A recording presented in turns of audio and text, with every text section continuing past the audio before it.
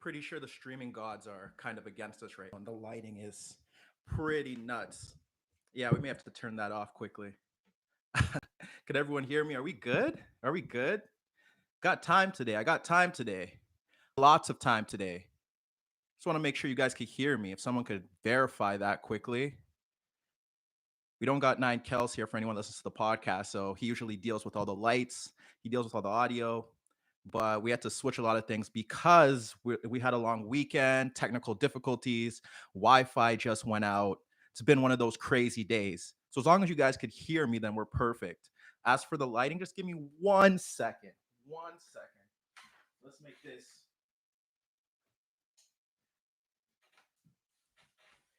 Yeah, that's much better. A bit dark, but much better. Much better. InnerViews Podcast.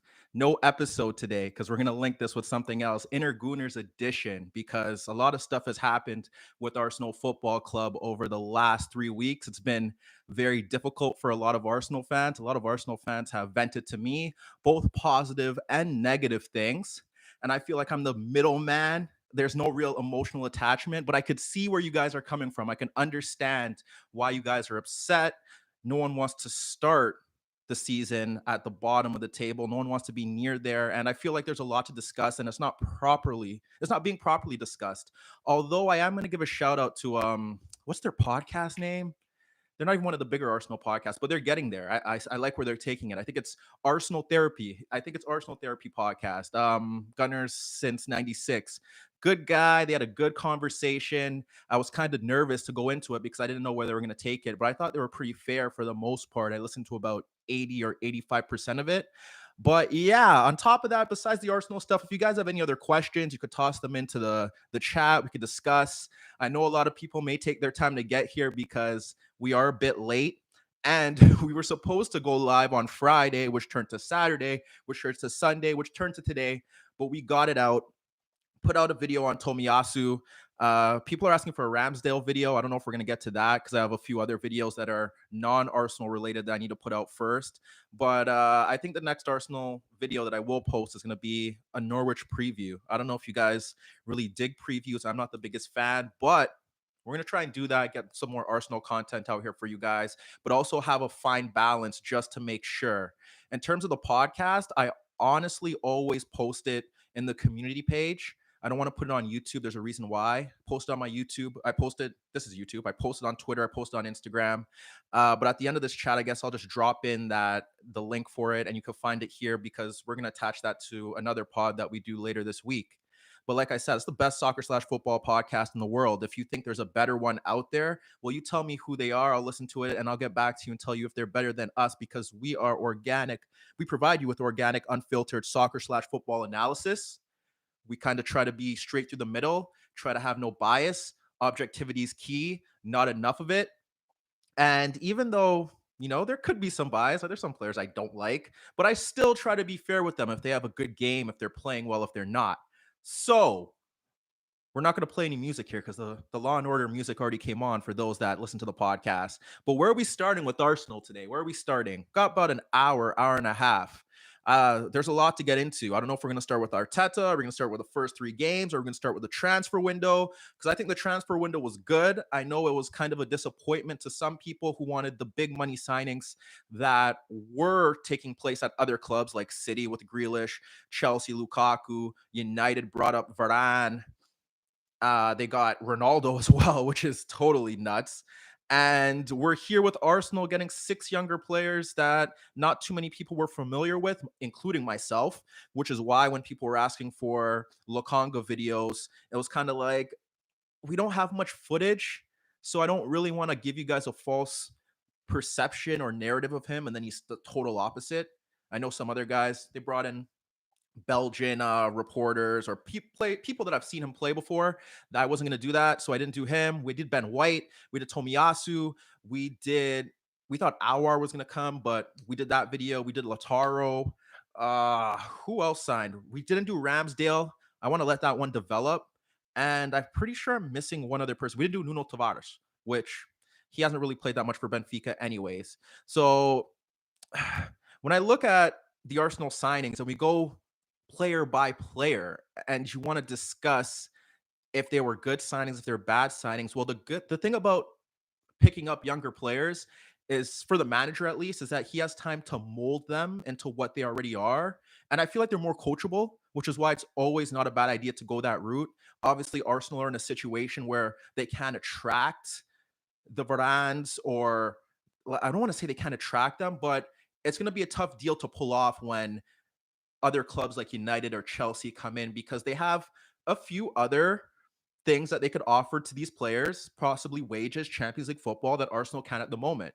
That's not to say that they are bigger than Arsenal in terms of the landscape and how we view it, but how we have to look at it is that Arsenal Football Club have to go for certain deals that they think they could pull off without the attraction of other clubs trying to outbid them or offer certain things to them that Arsenal Football Club can't provide, if that makes any sense. So we'll start with Ben White, because I feel like that's the most controversial one. A lot of people aren't happy that Ben White joined the club for the amount of money that he joined them for, especially when I go on Twitter and I see the Ben White and the Varane debates. And it's like, guys, you don't have to do that, man. Ben, yeah, it's a lot of money. It's a lot of money for Ben White. I'm not going to say it's not. But I feel like when we put into perspective, we felt that way about a lot of signings, more so English players that have signed for that amount of money, and they've done fine. So, I mean, there's obviously an optimistic view you could take from this, like in the sense where I remember when John Stones signed, a lot of people were like, whoa, why are City paying so much for John Stones? When prior to him joining there, he wasn't having, obviously, he was a highly touted prospect, but we weren't looking at him as like, wow, he's worth that amount of money. The same thing could be applied to specifically Harry Maguire. I mean, if you look at it, City were the ones that said, no, we're not going to pay that amount of money for him. And then United went and splashed that big cash on him. And at that time, if you were watching, you knew that he was a good defender, but no one was putting Harry Maguire and that amount of money together. So that's why when we bring in Ben White, it's like, I've watched a lot of Brighton games. Actually, before I did the analysis, I watched at least 3 quarters. So I watch about 20 Brighton games, 25 Brighton games, just to get a good gist of who he really is. And on paper, he kind of fits what they want. I feel like the only real weakness, and if you want to call it a weakness, which it possibly is that against more physically imposing, stronger strikers, he's not really going to win those aerial duels. But in terms of everything else, he gives you exactly what you need. He just doesn't have that, I guess, continental name. And it goes hand in hand, because I was comparing it to Kunde, where I felt like they kind of do the same thing, except Kunde's better in the air than Ben White, which is kind of weird because he's shorter. But in terms of their role, if you're going to have him as a runner back, White could play center back. Ben White could play right back. They like to push forward. They don't really cause that much of an offensive. They don't really provide that much of an offensive threat unless the space is there. So obviously the price point for it, when you look at the market and you're saying, oh, well, we could have got another defender for 50 mil, or maybe we could have went for Varane for 50 mil, but it's like, it's not that it's not that simplistic. Whereas, like, if they go for Varane for 50 mil, I think another club like United possibly would have came in and try to outbid them for him. And then you have to ask if the player wants to go there as well. I feel like the good thing about this is that Ben White was open to going to Arsenal. And I feel like Ben White, from a stylistic standpoint, has his skill set is suited for how Arteta or even the next manager would want to play, they would want to play. And I feel like that's key here, because these players are signed by Arteta, but the reason why it's such a safe and positive window is that they're not so for the style that Arteta wants to play, that let's say he does get sacked, another manager would come in and say, hey, I have no use for the player. It's not like he can only play one role and that's suited to Arteta's football. And it's like, okay, shit. Well, now we have this guy. He can only play one role. The new coach doesn't want to play that way. And then you have a player getting paid X amount of money that you paid X amount of money for, and you have no reason to use him. So it's not a bad signing. And I feel like as we get to see him play, he's played one game with a center back that he possibly won't play with for the rest of the season. And we're already throwing out the knives. And it's kind of like, guys, relax, relax. And I know the price doesn't fit, but at this point, when I assessed Arsenal's window before the window even opened, it was kind of like, you just got to bring in talent at this point. You have to bring in talent. And whatever happens after that, because I know the knives are out for Arteta, and we'll get to that later. But whatever happens after that, that's when we kind of assess, okay, shit, like now, what's the next manager going to do with this talent? But at least there's talent in the squad talents can get you so far, and then you need a good manager or a great manager to elevate that talent to the standard where you want it to be. But when you look at this squad prior to the transfer window, there wasn't much talent where I could be like, yeah, we can maximize that player and this player, and we could be in the top four. And I feel like that's the rebuild that Arsenal are trying to make now, or they have to make now, if they want to be in that position, because the other clubs are spending a lot of money, and the only way to combat that is good coaching. Like I said, we'll get to that later. Identifying promising talent that is adaptable and can play in multiple systems with room to grow. And then you have to assess the market correctly, and you have to take the risks, and you have to spend the amount of money that you need to spend. Obviously, sometimes you have to pay an excessive not a, you have to pay an excessive fee to get there, but sometimes you have to do that in order to land the players that you want. And the issue with Arsenal and their center back recruitment is that they paid 30 million plus on a young promising center back, and I've just neglected him. So I'm assuming that's the Saliba, however you want to pronounce his name. I'm assuming that's in reference to him because a lot of people are upset with him. And look, some of it is like, some of it you guys got to relax, because I saw someone post a little compilation video of him in a game that he played recently, and the compilation video didn't show me anything that was like, oh wow, they really need this guy. I feel, I know obviously because they're losing, we're looking at that. And I don't know. I'm not behind the scenes, so I don't know what the issue is. I don't know if it's between Arteta and the player. I don't know if the player's fully ready. I don't think it's a bad idea that you're loaning him out and he's getting that experience, especially if the next manager or Arteta eventually plans to use him. I don't feel like that's a bad thing. But obviously, when you're losing, you're looking at it, it's like, damn, like we could have used this guy. He could have played. But at the moment, it's kind of like, you guys, I don't know if it's fair to assess that until everyone is fully fit and all the players are there to kind of be like, okay, this is our best squad. These are our best center backs playing together for 5, 6, 7 games straight. And it's like, okay, they're not going to cut it. But throughout these first 3 games, I haven't seen a full Arsenal XI. I haven't seen a full Arsenal 11 for me to be like, okay, this is who they are. This is the best they could be. And yeah, they need that center back. So I think it's good that he's playing great in France. To be honest, I haven't watched him over in France to make that assessment. And I also feel like comparing two leagues isn't really a fair assessment as to whether he would succeed in the Premier League at this moment. And to be fair to you guys, I will try to find I'll try and find his most recent games, and I'll probably do an update on him just to be like, okay, this is where he's at. This is how he's playing. Do Arsenal really need him right now? Did they make a mistake? I will do that. I'll put that on my list because I feel like that's important, because I feel like we're getting one side of it while he's playing well in Ligue 1, and Arsenal could have used him at center back now. But that's not always a fair barometer as to whether he would play well in the Premier League. And you could look no further than Nicolas Pepe and his breakout season at Lille. And you, as an Arsenal fan base, have never seen Nicolas Pepe play to that level on a consistent basis. And there are reasons behind that. I'm not going to get into that now. But that's why, like, I understand the cries for him and why Arteta let him go on loan. But we have to be fair and patient. We have to see how that progresses. We have to compare the constraints and the issues and the luxuries that he has in playing in League One now. And then we have to see a full Arsenal side to assess whether, let's say, Ben White and Gabriel are the best center back partnership, or Ben White and Tomiyasu are the best center back partnerships. We have to go that way before we could say, oh, well, Arsenal are stupid for letting Saliba go to, I don't even know what club he plays for. That's on me. You guys know better than I do. But I will watch those games and I will get back to you guys, because I feel like that is, at least I owe you that, because I feel like we're getting these compilation videos. And yeah, okay, it's really nice that he's playing these 5-yard passes with no pressure. Or yeah, it's nice that he evaded pressure once in the 90 minutes. It's like, damn, Arsenal really need that.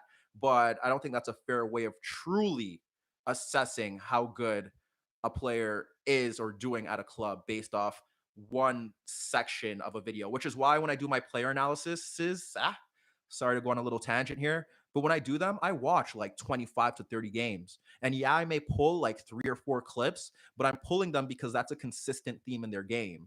I'm not throwing you how many key passes they play without lack of context, how many tackles they make with zero context, how many interceptions they make without zero context. I'm not throwing you a bunch of stats because stats are loose, and I'm not watching 2 games and like, oh, he did this in this game, so this is who he is, because I don't think that would be fair.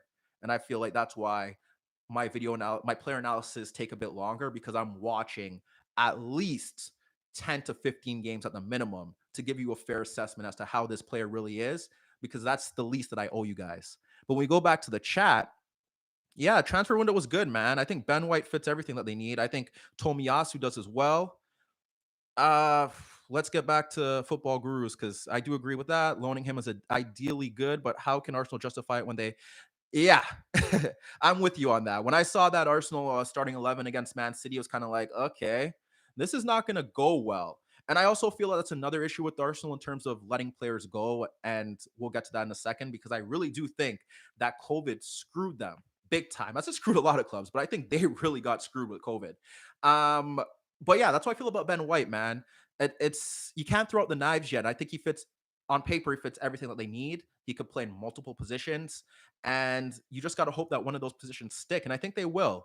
There's not too much downside to his game, especially when he's a product of the system playing in a back three or playing out at right back. I don't think there's much harm in that. And I don't think it's a downgrade to Bellerin or Cedric.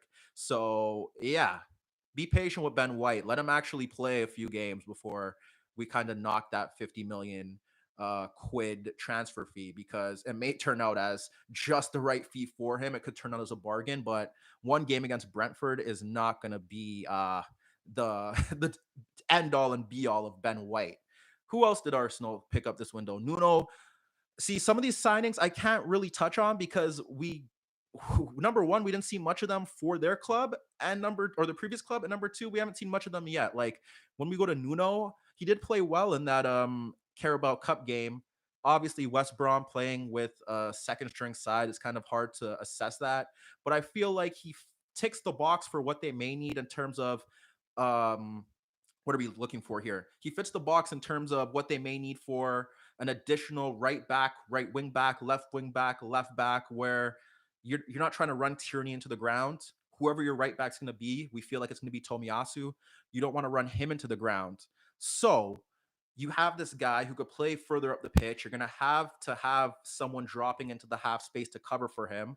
But if he gets into those advanced positions, he can provide a threat.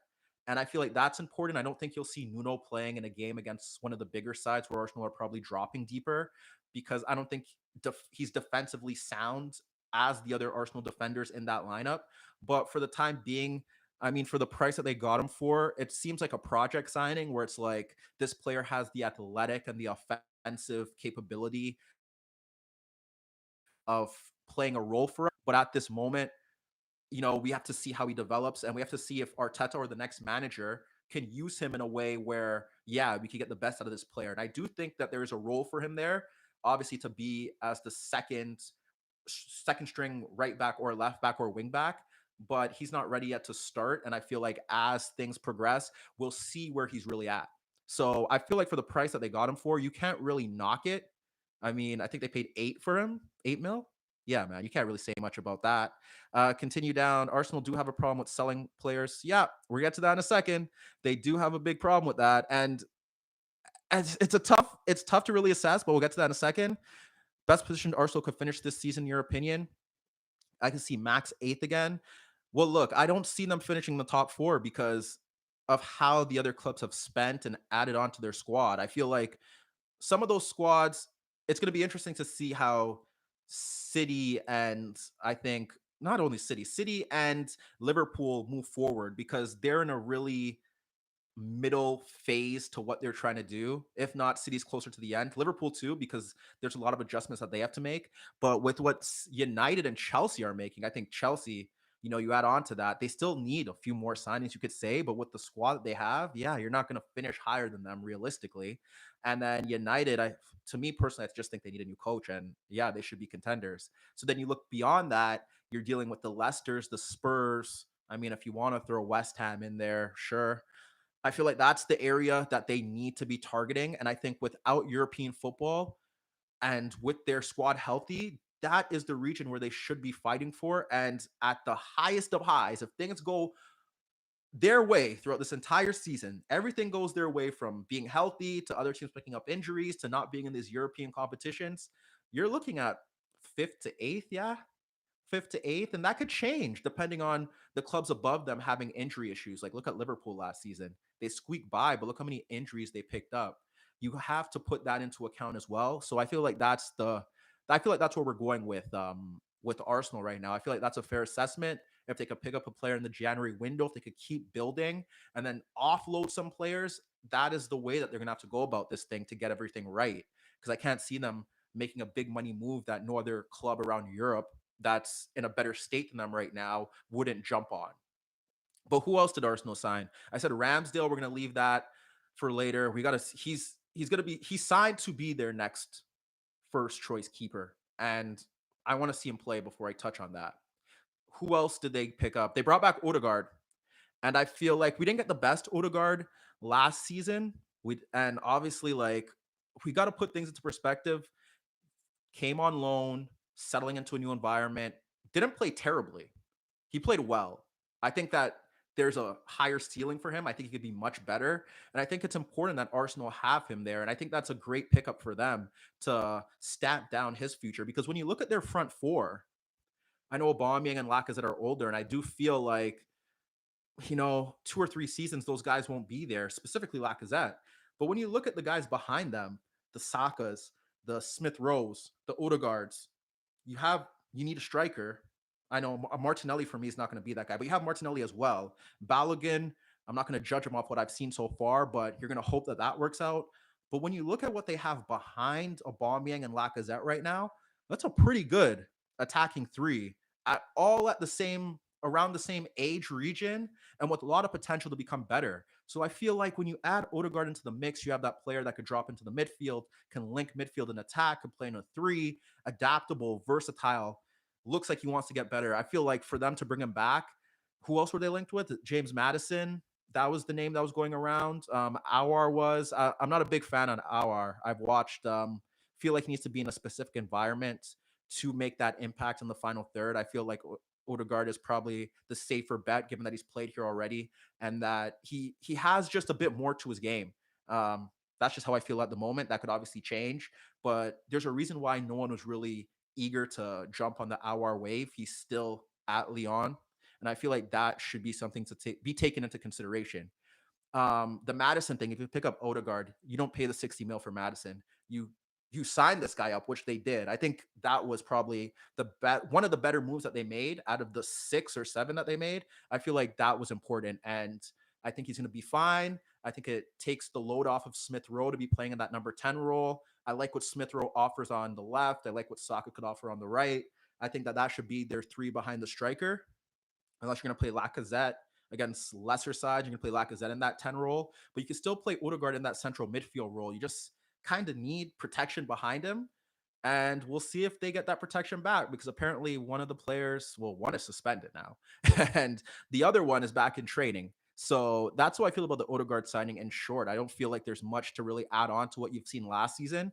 I feel like what you've seen last season is what you should be getting at the bare minimum. And I feel like there's so much more room for him to grow that you bring him back, regardless of who the manager is. I just feel like that is going to blossom into what could be a very good player. And I feel like when you have that core four of Martinelli, Smith Rowe, Saka, and Odegaard, have those guys grow together, and it could be something that actually manifests into a really devastating front four, at least a front three with the room to have those players slot in. And then you still have Nicolas Pepe, who I've told you how I feel about him, and the verdict is still out for some people, but I don't know if you're going to get what you think you're going to get out of him. But he's still a player that you could play and have as a squad player to join those guys. So it's not bad, man. It's really not bad. And let's get back to the chat quickly.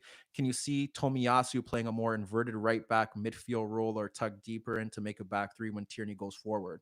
So we're going to go to Tomiyasu next because I think that this is low key, like on the lowest of lows. Tomiyasu is probably the steal because to be honest, I've seen him play, but when you watch a guy or you watch a team and you're not really focused on that one specific player. So yeah, I spent the last, which is why this kind of went out a bit later.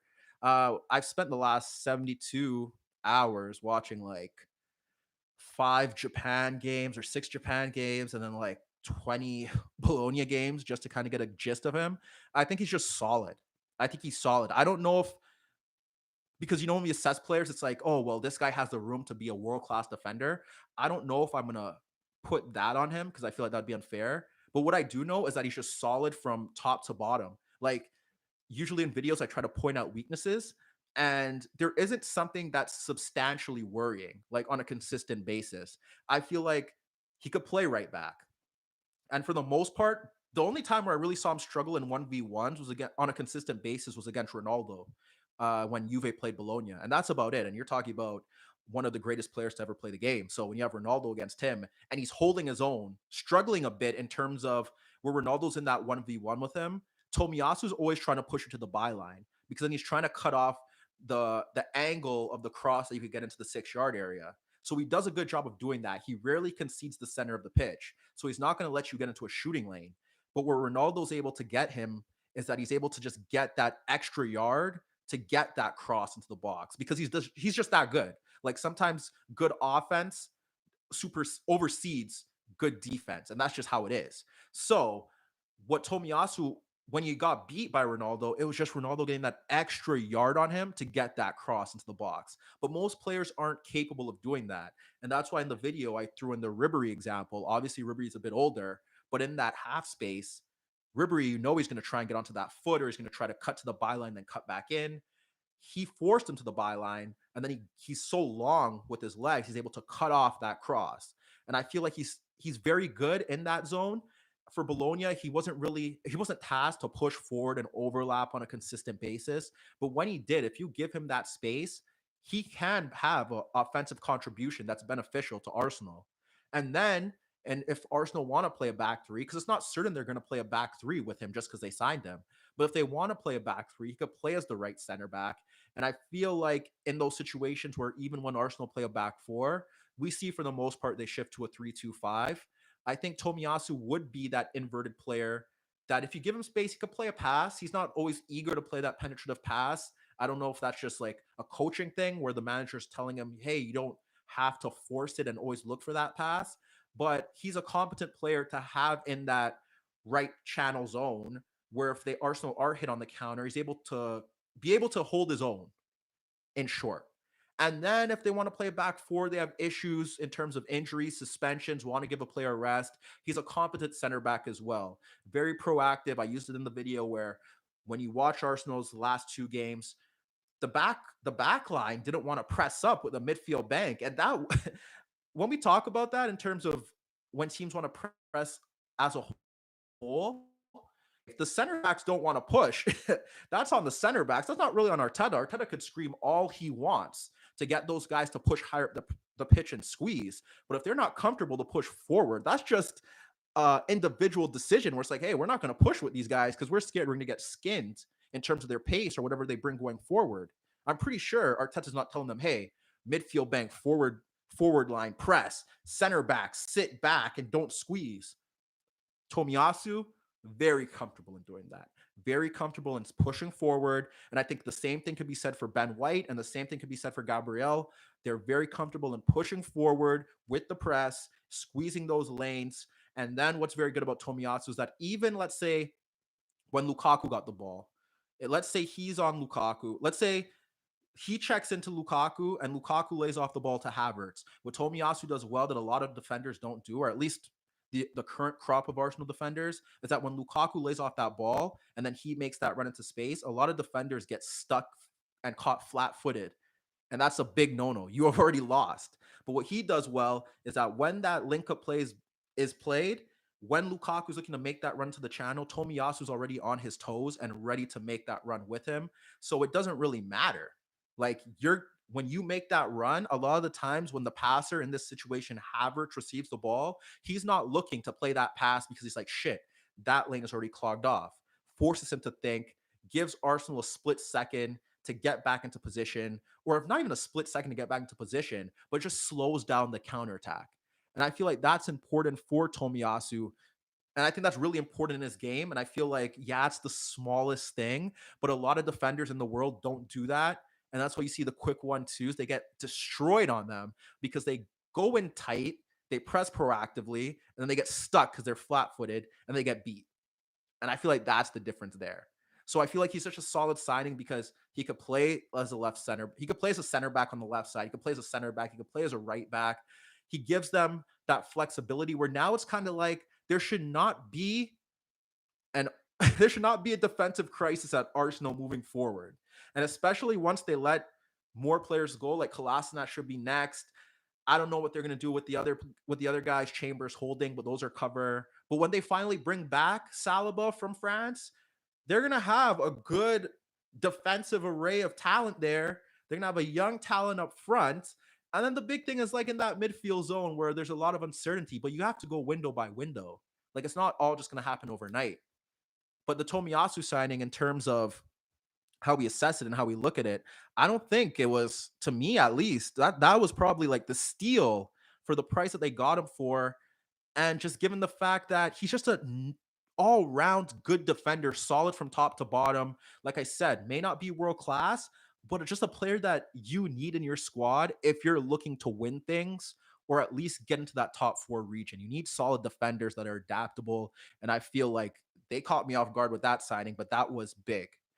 So I think we got one more signing before I get back to the chats. Lokonga, he was the one that I was pretty didn't really know much about him. Seen him play once or twice. Not much footage actually out there to assess it. So shout out to the compilation guys. I got you guys videos to see what he's really good at because there wasn't much content out there. So I chilled. I was like, you know what? We're not going to get into the Lokonga thing because I don't want to sell you guys a false perception of who he is. But after a few games and watching him play, it's kind of like you could see the upside. You could see that it's something that Arsenal didn't have. And I feel like just given the age profile, the manager that could come in if it's not Arteta, when you look at the midfield 2 or 3 that they do have in that position, that's a midfield 3 where Xhaka can play a role if Thomas Partey and Lokonga's in that midfield. He can play a part because what I've seen from Lokonga in the early stages is just that defensively, I need to see a bit more, but just in terms of the offense, because I feel like in that midfield zone, that's where a lot of people were screaming for, hey, we need a bit more substance, a bit more killer instinct in terms of the passing, in terms of the drive.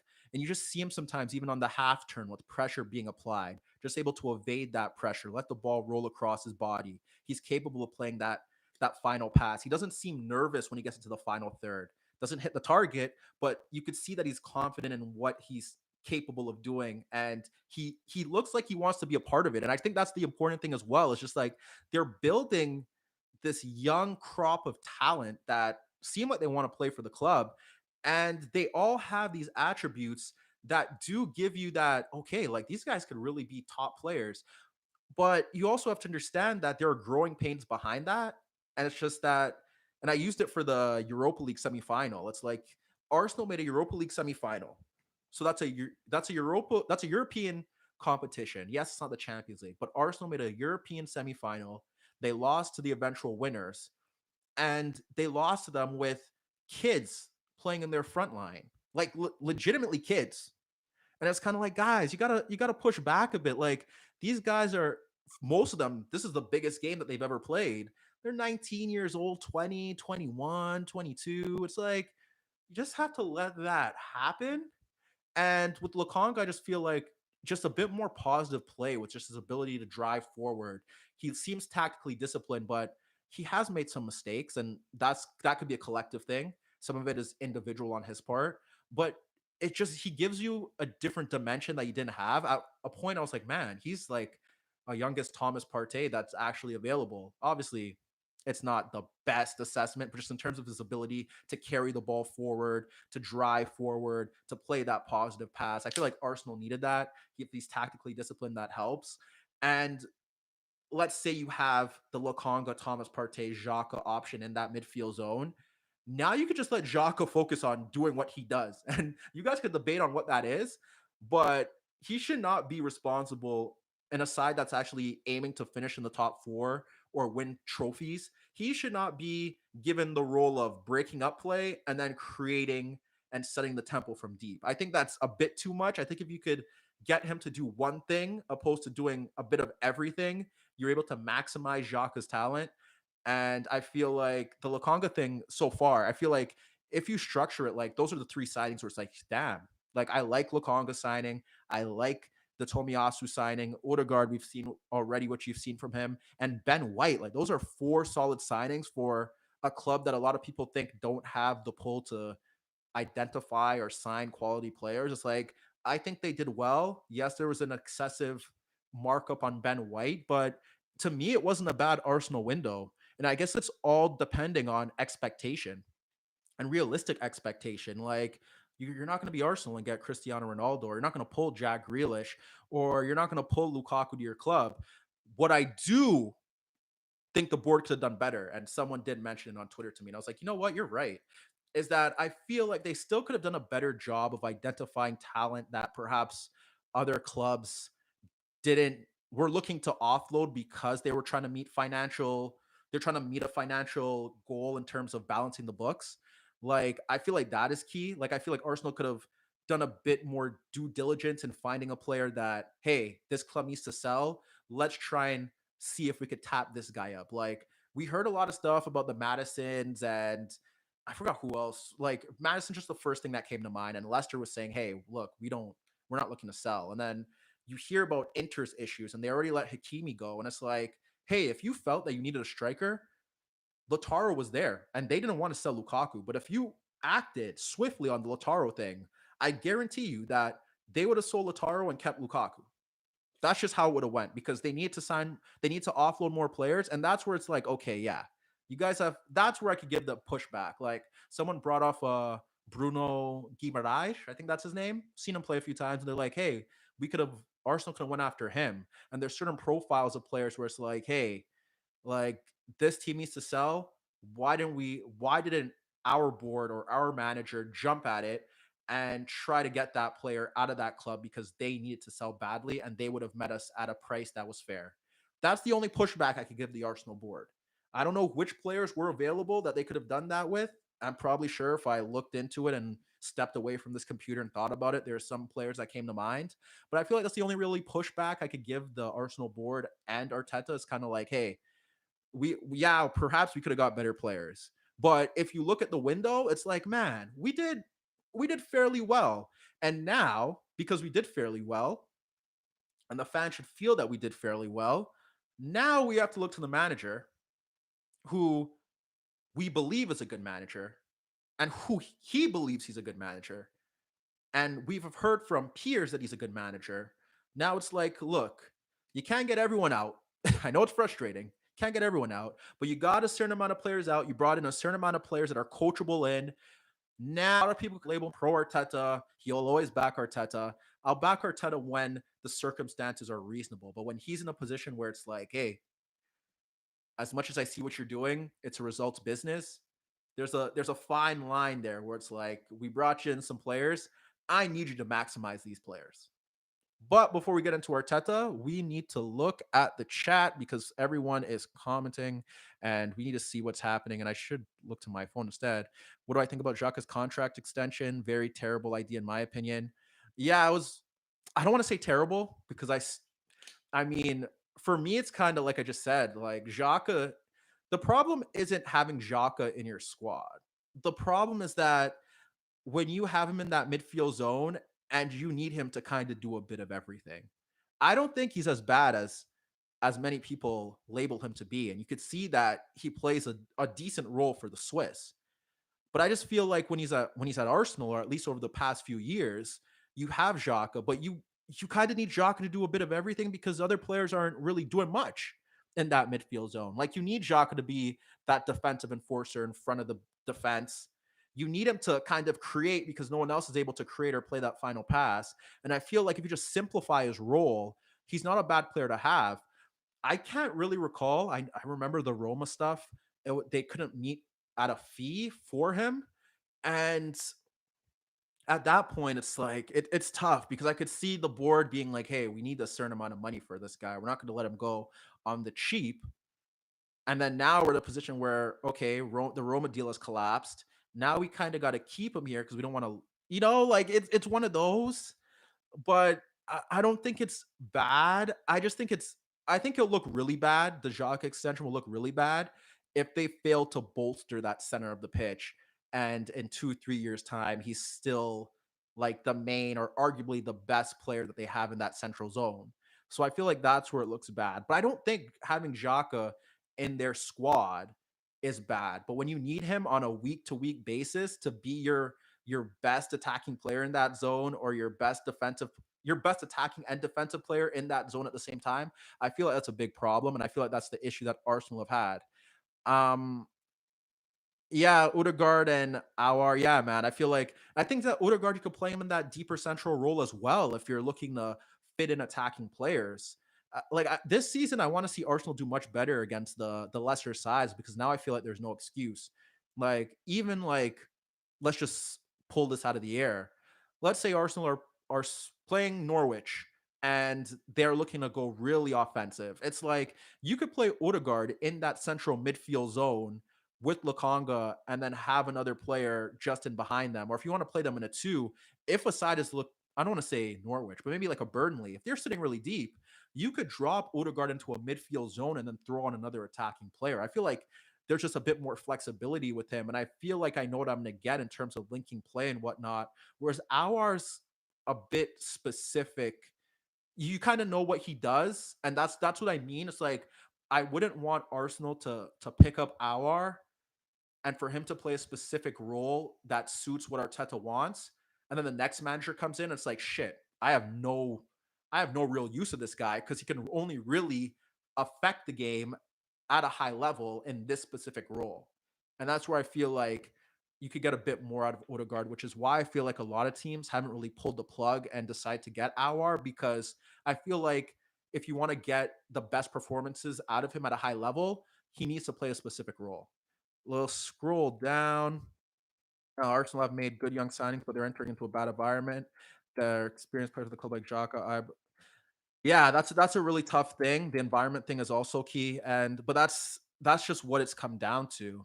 And I think a lot of people have been fair when they've said that the situation that Arsenal are in are down to years of incompetence and poor signings and poor contracts. But now they're in a position where you got to weather the storm. And this is why, like, when I see the Arsenal fans arguing on social media, it's kind of like this is the most important time where you guys have to kind of gather together, and not for not solely for get the Cronkies out or get Edu out or get Arteta out. It's about like gathering together as a whole and supporting, also being positive about it. Like, it's cool. You want to get the owner out, you want them to sell, cool.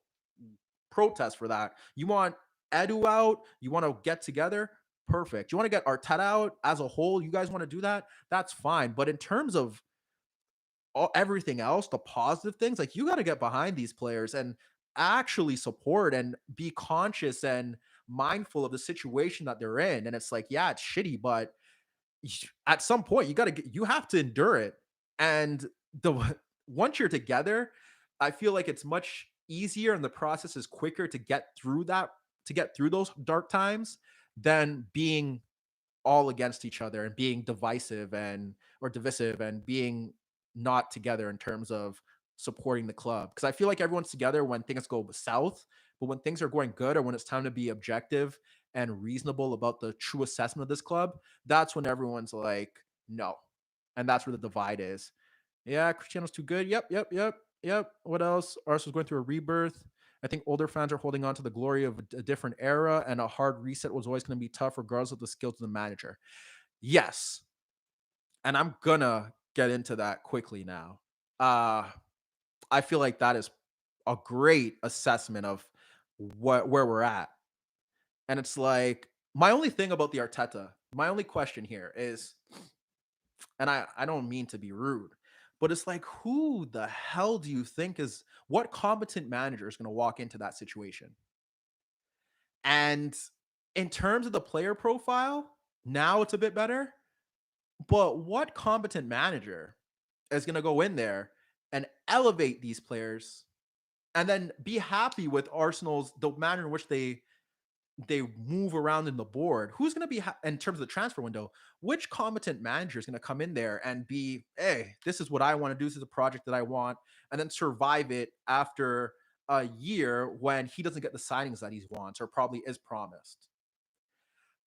And I've heard the names. I've heard the Graham Potters. I mean, I've heard the Graham Potters. I heard Nuno before he went to Spurs. And it's like, I don't like, do you got, maybe I'm out of depth and thinking that I don't think those guys really raise the ceiling for Arsenal and put them in a top four position. Not to say that Arteta's been perfect in what he's been doing, but I could kind of see what he's doing, and to avoid further upheaval and then further issues in terms of the locker room and whatnot, because a new manager comes in, new players, new style of play. This is how I want to play. You were playing with Arteta, but now you're going to the bench. To avoid all of that BS, I feel like one of the reasons why I'm like, you know what? Let Arteta stay is that, like, I feel like weathering the storm hasn't been a much of a problem. Like, where Arsenal finished last year is where I expected them to finish. And obviously the style of play is what really argues people and how they're going about things. But you also, like I said, I also look at the players on the field and it's kind of like, are they really that much better with an elite manager? Like, can I really get the best out of these, the front four or five that I was talking about? Can they really reach the status that, can a new manager, a great manager, pull them to a status that we haven't seen them hit yet? And that's the thing where it's kind of like, what do you guys want? Like, what do you want from Arteta? Like, what do you think he's done wrong that can be rectified, that another manager that is not an elite manager could come in and do? That is my kind of thing with him. It's kind of like, do you think Graham Potter is going to bring this side to another level? Did you think Nuno was? The Antonio Conte things, I'll tell you this right now. For both parties, I feel, because it would be a 2-year thing at the most. I feel like that would be the biggest waste of the football club and Antonio Conte's time. Because if we get into Antonio Conte, and this is a proven fact, he has only ever won when he has undoubtedly had the best team in his country. He dominated with Juve when they had undoubtedly the best team in the country. He came to Chelsea, and there was a bit of there was a lot of squads that were kind of in limbo. They were rebuilding. That was like right when Guardiola came, right when Mourinho came, trying to fix things. And that was right after the Leicester season. And he came in and snatched it with a group of players that had already won the league. And then the next season, when Pep was fully firing and Mourinho was there for the second season, you saw how that went. And then on top of that, when he won with Inter, they were the best side in the country because of what Juve was going through at the time by hiring a manager that was not fit to coach at that level and given championship aspirate and forced to be held up to championship aspirations. So we won in those leagues when he had the undoubtedly the best squads in those leagues. He's not walking into Arsenal Football Club in that same light. And he would get frustrated real fast when he's asking for this player and that player and this player and that player. That's why he's left the other clubs. The Chelsea thing went to shits because the next season, when he wanted more players, it didn't really work out for him. Same thing with Juve. He wanted more. When he Inter, he left this season because they couldn't buy any new players and they were forced to sell. And he was like, no, I don't want to be in that condition. And on top of that, he does make a lot of signings that Arsenal fans, it's like when he leaves, is kind of the thing with why I didn't want them to get Aouar. It's like, what do you do with these players? Chelsea like just sold Zappacosta, like that stuff. Victor Moses was playing wing back. Like I'm pretty sure he went to Inter and he brought, what's his name? He plays as a wing back as well. Can't think of him. And it's not Jacquerini, but it's someone that plays in that mold. The way he handles the market, he has a specific system and he plays to those strengths. So he gets players that could fit in those roles. But once he leaves, you're gonna have to play in that same system because those are the players that he has that can only play in that system. I think that makes sense. But that's kind of my thing with Conte. It's just like, no, guys, no, no. You want to stay away from that. I understand that he could shift the mentality of the squad, but he could also damage it too with these younger players. And it's just no. No, no, no, no, no, no. Unless that's the route you want to go. If you want to play 3-5-2, 3-4-3, and then you bring in another manager to play that way and then deal with the deadwood that he signs and deal with the tantrums and deal with everything that comes with Antonio Conte, it has to be one of those, we have a squad that's ready to win and we need you to come in to polish it. And I don't think you want to go down that route.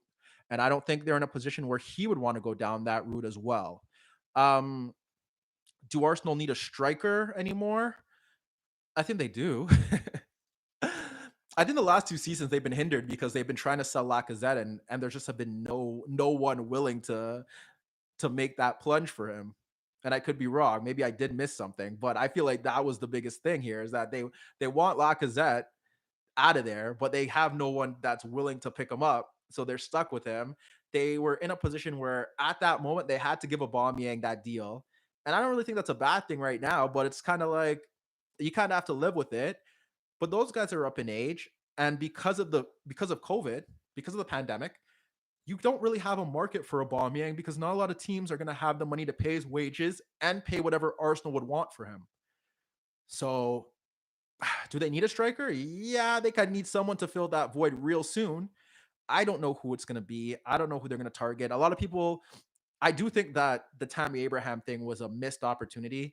I don't know if Chelsea were willing to sell, but the thing about signing Abraham is that you would have to let someone go. Like someone would have to go because at that moment you had Nketiah, you had Balogun, who a lot of Arsenal fans wanted him to play a part this season. So I feel like loaning him out or doing whatever you're going to do with him, if he wasn't involved in the first team to some degree, there would have been uproar.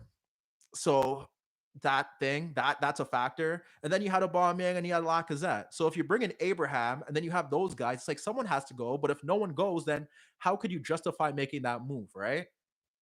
But I feel like they did miss an opportunity in not getting him. And I do think that within the next year or two, they're going to have to look at that position and say, hey, we don't really have a top guy here. We're going to have to spend money on someone, and we'll just have to see how that goes. But in terms of Arteta, we'll stick with him. Yeah, I got to scroll down this because I need to know, like, who do you guys think? Like, yeah, I said Potter, yeah, man. Like, no. And then like I said, Nuno left. So who else could Arsenal who else could Arsenal get? What other manager do you feel is such an upgrade on Mikel Arteta that would join this environment right now with these young players and make the difference? So we have a Hasenhüttl. Okay. I'm like, to me, I'm not opposed to saying that there isn't a better manager out there that would walk into Arsenal Football Club right now, but there has to be realistic expectations as to who you think you could pull in. Like Zidane's not happening. Gasperini, Hasenhüttl, yeah, those are. I'm not saying that there's no one that can do it, but what I'm saying is that there's always going to be a risk, and if that goes bad, then you're in a deeper hole than you already were. So when you look at that, yeah, Gasperini, but I mean, Gasperini has been linked with other clubs in Italy, and he's decided to stay, so I think he's happy there. Hasenhüttl, that could be someone that you do push for, and perhaps I don't know his situation off top of my head as to whether he'd be willing to leave, but yeah, that's someone that could possibly want to take a step up and go there, right? Does there be? Mm, that's a big risk for me. That's a big risk. So you see, like, there's a small pool of. It's not to say that there aren't good managers out there, but what I'm trying to say is that if you're gonna pull the plug on this Arteta thing, that next guy, that next guy that comes in, more pressure on him has to get the like he has to get out on the foot running. You know what I'm saying? And I feel like if you're gonna make that gamble at that point, and I'm pretty sure the board is looking at it this way, is that if you're gonna pull the plug on Arteta and bring in another manager that's not one of the elite, it has to work. There is no room for error. So that could be a thing too, where they're a bit patient with it. I don't know. Sometimes I feel like they're calling a bluff as to how secure his job is. What I will say is that these next 4 games, they don't go the way that they should, then you have every right to have the knives out, especially if they're going to have a full squad available. Like I've always said that I don't want to judge them until they have a full squad available. And if they do have that full squad available and the results aren't there, you could pull the knives out because I think in the next 4 games, what is it? Norwich, Burnley. I think it's Spurs, the Derby, and then which hey, if they lose the other two or drop points in the other two and then lose that could be it. But you have those 2 games. You have Spurs, and then I think they play, off the top of my head, I want to say Palace, but it may not be Palace. But I think those are the next 4 games. And out of them, you're looking like you need 9 out of 12. I think you need 9 out of 12. I hear you about Conte needing a good squad to work with, but surely he can't be worse than Arteta. The reason why I say Conte needing a good squad to work with is that I'm speaking on it in the sense that I'm looking long term opposed to short term. It's like, yeah, Conte could come in and rally the troops, but speaking on Conte himself and how he operates, he's not going to stand for that. He's going to demand big money signings, and if he doesn't get them, he's going to throw a fit. And on top of that, in terms of throwing the fit and being upset, I do feel like he's very rigid tactically. Like, you think Arteta's bad, like you're getting that 3-4-3, 3-5-2 no matter what. I don't think that's good in terms of building a squad, especially if you're not attempting to be there for the long haul. And like I said, I just feel like the signings that he makes, I feel like they're all derived players to play in a certain system. Not all, because obviously he does get quality players like Lukaku and whatnot, but outside of that, like the wing backs and the center backs, like right now they could play the way that you want him to play, but it's just, I look at it long term and it's like it's not going to work. I could tell you that it's not going to work before it happens. And I just don't think that he's going to be able to, even with this group of players, I don't think that having Conte there is going to push them into the top 4. But it probably would get them 5th or 6th, if you want me to be completely honest with you. As we go down, German manager would be ideal. They are astute. Norwich is going to wipe. Hey, if Norwich, I don't like this streaming stuff. Like, shout out to all the streamers, because this is it's like the podcast, but it's like you gotta prep, you gotta give people the time. But if Norwich destroys Arsenal, I will come back and I'll tell you guys, hey, maybe he's gotta go. I'll say that. Arteta isn't the main problem, he's just a side attraction. Arsenal are more concerned with rebuilding the team, structure players. The only way they could do that is get a placeholder coach. I think, like, if that was a conversation being had behind the scenes, I wouldn't disagree with that. I could see them having that conversation. And I feel like that's kind of what it is, man. Like, at some point, you got to be honest. You got to build the squad. And I do think, like, personally, I don't like to see guys lose jobs unless it's completely warranted. And I feel like the expectation for Arsenal, my expectation of Arsenal objectively, is much lower than the fans. And there's no sentimental value that I have with the club. So I look at it from a whole different light. But yeah, man, I feel like you give them the Arteta thing, give him a few more games with a full squad, and then we'll revisit that conversation. I don't think those first 3 games should be any indicator. The Brentford game, yeah, guys, you should have won.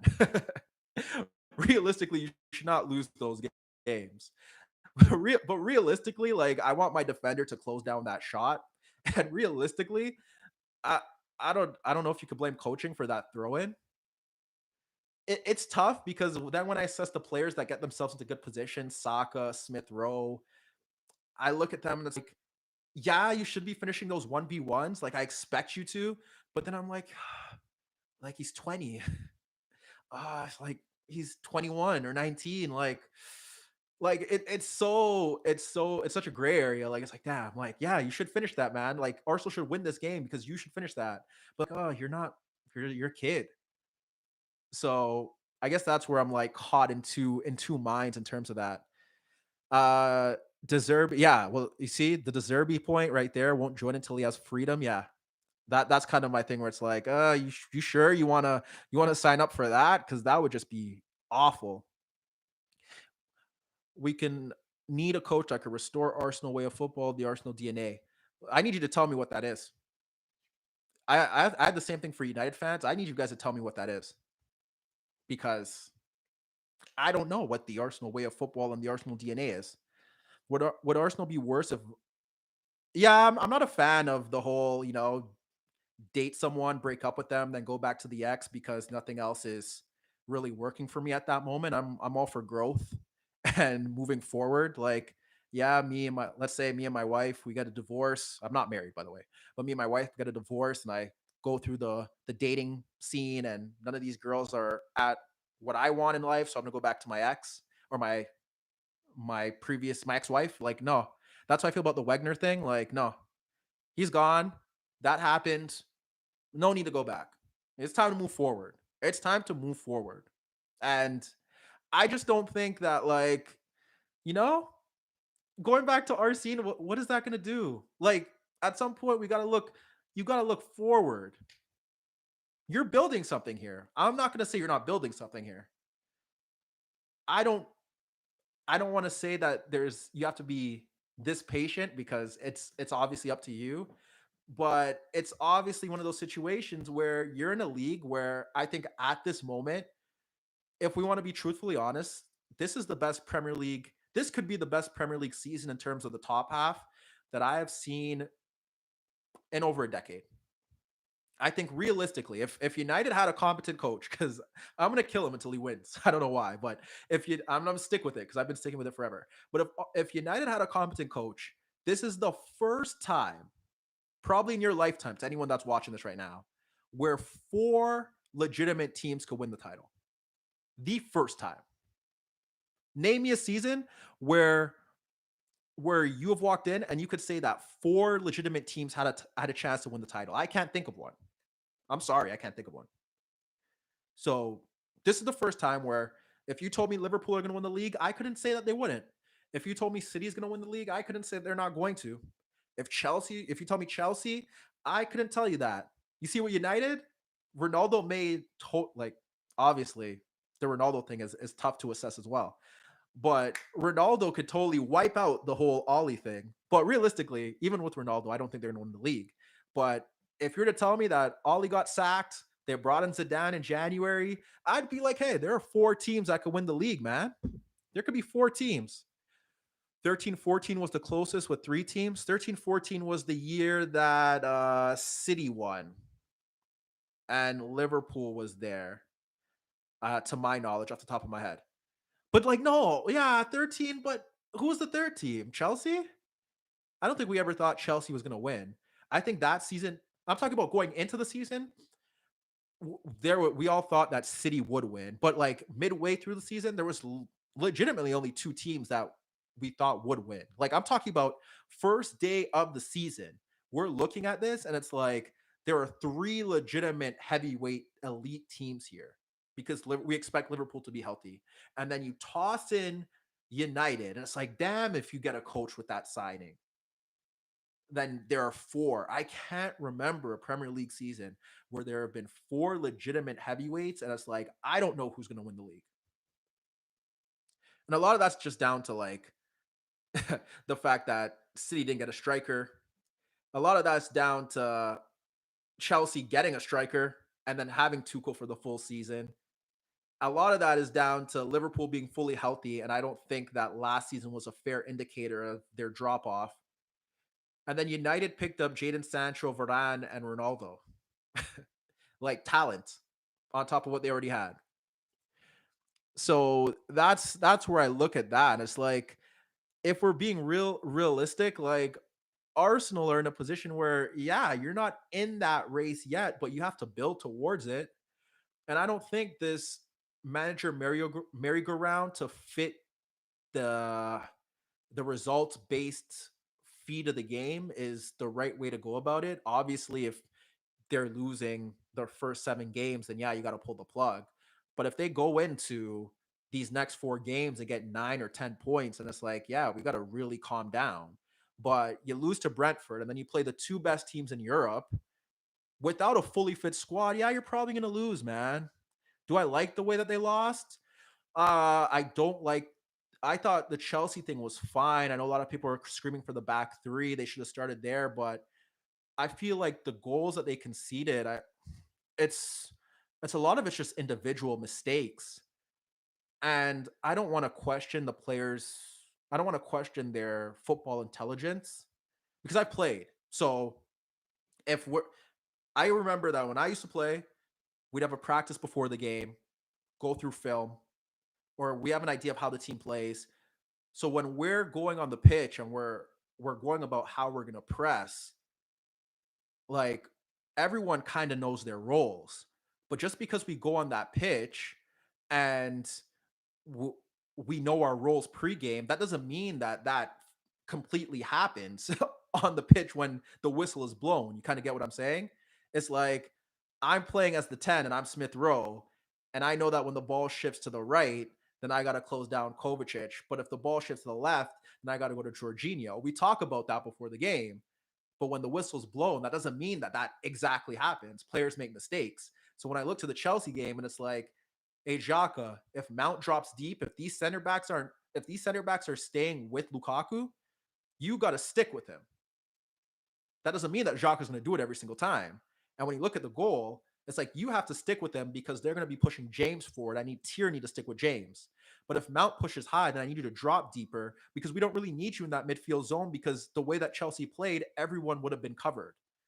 But if you look at, I want to say two of the three, I don't know if it was all three, but I know at least two of the three, Xhaka got caught into that central position trying to help out with Lukaku. We pinched. When you pinch, you sacrifice. And when you pinch, you got to win the ball. So he pinches, and then you have that 2v1. So once he doesn't win the ball, Tierney's kind of screwed. That's what they were doing. It was working. Yeah, Mount is dropping deeper. Yeah, Havertz is dropping deeper. They're trying to pull players apart. But when Lokonga and Xhaka are there and sticking tight with them, and the front four has everything, are well assembled, then that shouldn't be the biggest problem. You know what I'm saying? So I feel sometimes we kind of nitpick that. And I feel like we don't hold players accountable for making individual mistakes. It's like, oh, he made an individual mistake. He made that mistake. So that is on Arteta. And it's like, no, man. Xhaka just pinched. He pinched. It happens. I've been on the field with players like, yeah, once this goal is scored, you look at him, it's like, yeah, man, you messed up. Coach is gonna get killed, but you messed up. For the City game, yeah, they could have went about it a bit differently. I understand. It's tough to really I saw what they were trying to do. It's tough to really understand or really know how the game would have went because they made one mistake and it just kind of like fell apart. But in terms of the overload, they had issues. They combat It's weird because, like I said, the players know what they're doing because there were certain phases throughout that first half where they got it right, but then there were certain phases where they just made simple mistakes, whether it be Xhaka tucking in and then not tracking his man or allowing Gundogan to drift laterally across between the lines because Xhaka's being pulled in or Odegaard dropping off his man. Like there were a lot of individual mistakes, and I don't know if it's down to youth. To be fair, when I say it's a combination of, let's say, coaching, youth, leadership on the pitch, a lot of these factors do come into play. But I don't know, man. It's tough to assess, and like I didn't have them winning those realistically before the season started. I'm looking at Arsenal's schedule, and I'm like, even with the fully fit squad, we're looking at 3 points out of 9. Right now, they're 0 out of 9. So I mean, yeah, they're 3 points short of what I possibly expect them to be. But it's not like it's not the end all be all. Like you've seen teams have really poor starts to the season and then pick it up. So that's why when we talk about this, it's kind of like, yeah, these next 4 games, Arteta and that group has the opportunity to kind of set things right. If they don't, if we come back here and we're at a point where they've played 7 games and they have 3 points out of 21, or let's say 6 points out of 21, then yeah, we come back here, we discuss like, hey, yeah, this is probably not it. But I just feel like the premature thing with it in terms of, and it's also in terms of realistic expectations. Like if this was an Arsenal squad that I had pegged to win the league or finish in the top 4 and they started the season like this, yeah, I'd obviously be a bit more livid. But this is an Arsenal squad that I'm expecting to finish between, 7th and 5th. I know I said 8th, but like 7th and 5th, I'm expecting them to finish.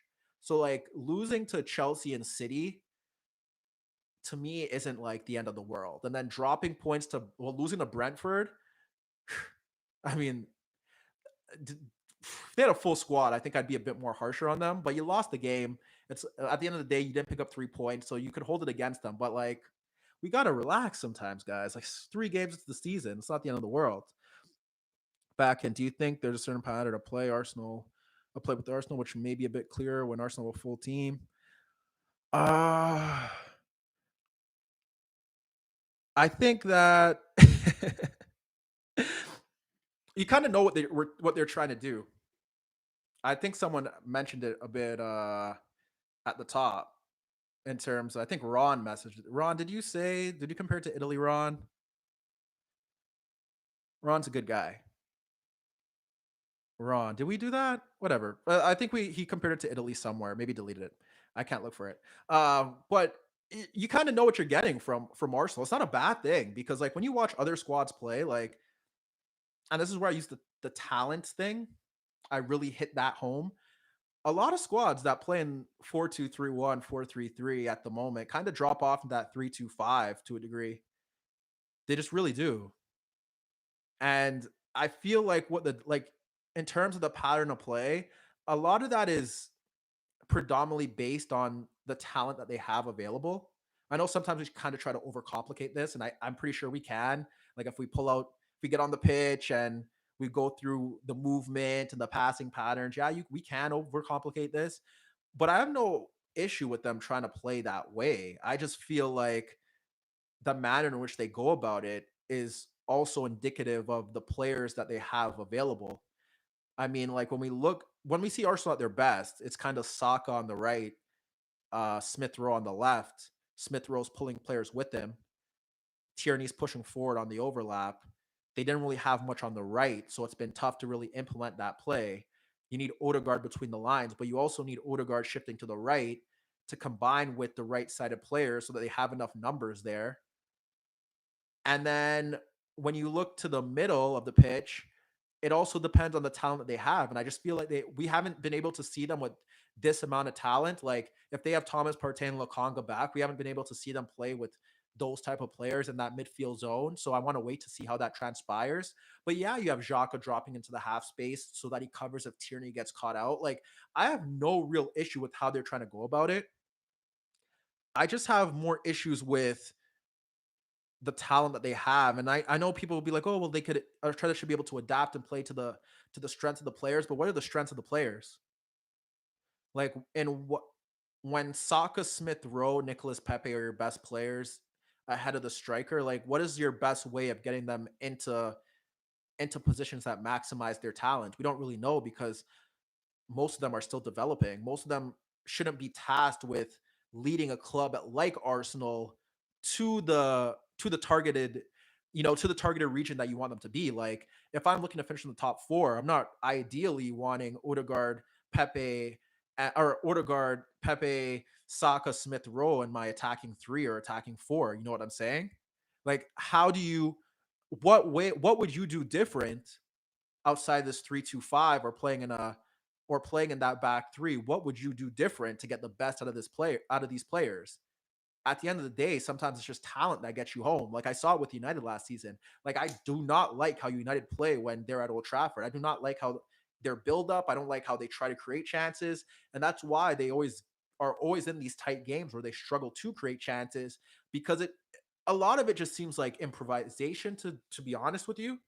But in general, it's like a lot of last season when they finished where they finished was down to them winning penalties, which obviously you have to get into positions to win those penalties. But a lot of that is down to the skill set of the players to get into those positions. And then a lot of it they won through moments of just brilliance. A Pogba wonder goal, Bruno wonder goal, Cavani, uh, uh, Cavani will get to the better of a defensive mistake, and that makes the difference. But when you look at Arsenal, just the talent pool isn't really there. Like, I don't think the coaching is as bad as people want to make it out to be. But at the same time, there needs to be a fair balance of proper coaching and then the players at their disposal. And I feel like we never really look at it that way. And obviously, we see cases where teams overachieve and whatnot due to certain circumstances. But this is a whole different this whole Pep Klopp era, which now Tuchel is joining, it's obviously up the standard of the Premier League. And it's like, you need 80 points to consider it a really high quality season. You know what I'm saying? And I just feel like you have to understand that you could kill the coach. But goes back to my other point. It's like, what other coach is going to come in and obviously change the style of play? But how are these players going to adapt to that? because these players are still growing for the most part. I know you have Aubameyang there, but are you really going to build your team around trying to get the best out of Aubameyang to not finish in the top four? I don't know if that really, if we could comprehend that, but it's like, it doesn't make sense, right? Like Aubameyang isn't like 25, 26, and it's like, this guy's going to get us over the hump. It's like, no, we got to look at this as a collective and as a whole and build from there if we want this shit to be sustainable, if that makes sense. And that's kind of my thing with Arteta. Is like, I see what you're trying to do. We all see what you're trying to do. But because this is Arsenal Football Club, and because of what this club once was in the last decade or so, 20 years, we hold it to the standard where it's like, hey, if this ain't working, out. We're bigger than this. And you have every right to say that. Doesn't mean that's right. Doesn't mean that it's wrong. But you have every right to say that. But at the same time, you also have to look at it as that, who are you defending in this case?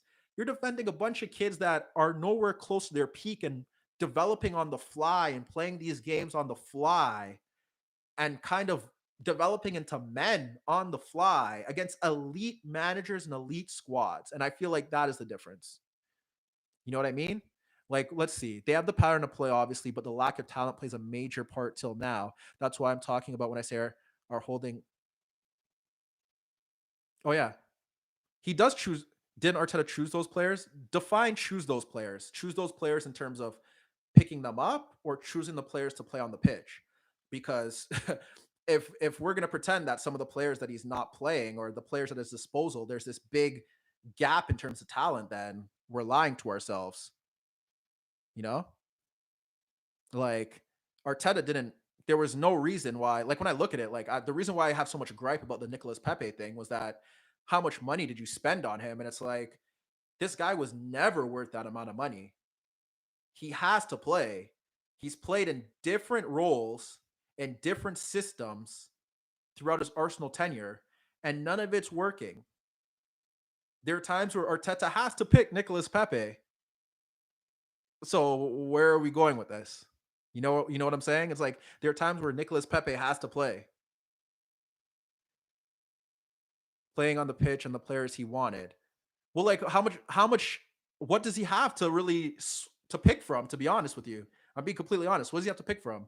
If it's not Saka or Smith Rowe, who's he putting on the pitch that really makes a significant difference? And mind you, like I said, those players are 20 and 21. 20 and 21. They're good, but you see the difference between great and good. When they get themselves into high quality positions, they're not always going to execute like a great player would, and that's not their fault, but that's just what comes with player development, right? If he loses or draws Norwich, do you think he should be sacked? I said 4 games. I said they should have the next 4 games, they should get 9 out of 12 points.